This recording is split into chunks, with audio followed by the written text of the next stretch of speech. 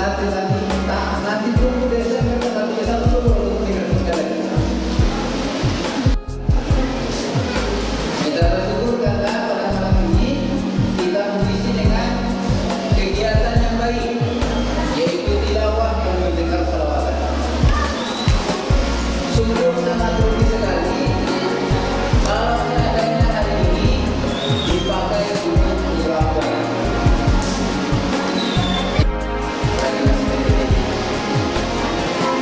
Karena yang tilawah itu semangat yang kuat, semangat.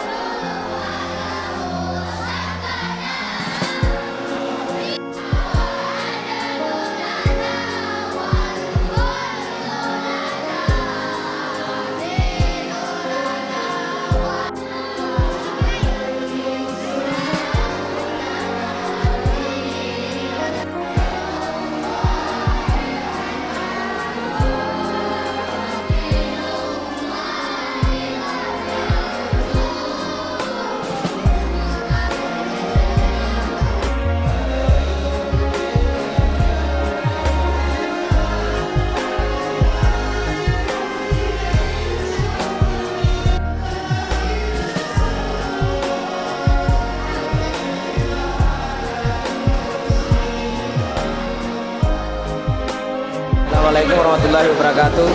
Pemirsa yang kami hormati, baru kami melakukan zikir dan doa dari TPQ Al Hidayah Air Mata Cina bertempat di Masjid At-Taqwa Air Mata Cina.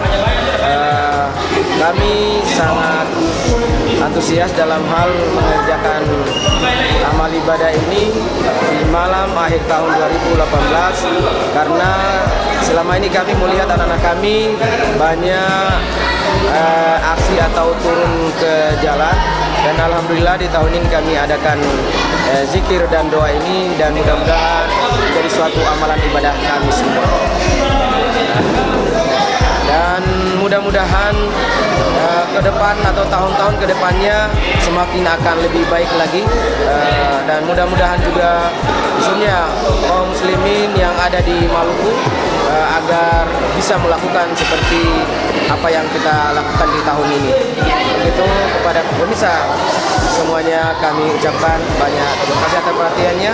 Wassalamualaikum warahmatullahi wabarakatuh.